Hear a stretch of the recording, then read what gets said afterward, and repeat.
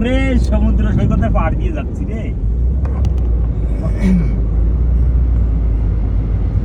এই হইলো সমুদ্রের অরিজিনাল কাছে।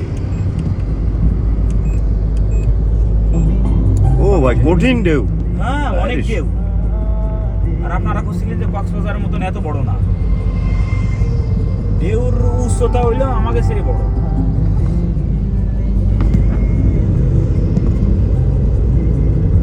ভাই আপনার ফোন দিয়ে ছবি তোলার পর আমার ফোন আর বাইরে করতেছে না কেন? আমার এটাতে তো অনেক অপশন আছে, পোর্ট্রেট আছে, সিনেমাটিক আছে। কিন্তু ভাই আপনার ফটোটা খুব ভালো ভাই।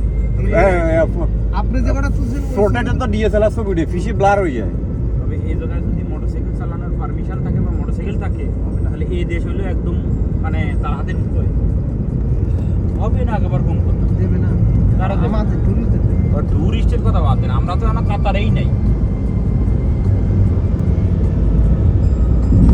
সব কিন্তু সোলার বাম্পার, সব সোলার। জানেন না, এগুলো শিখবেন। বড় ভাইয়ের কাছ থেকে যদি এগুলো না শিখেন। আল্লাহ আহা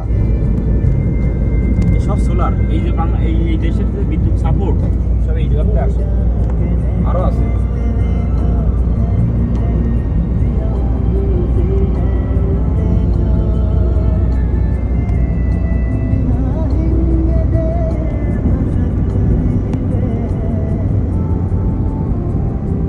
ভাই ভাগে ভাগে আমাকেও একটা ছবি নিয়ে নিয়ে।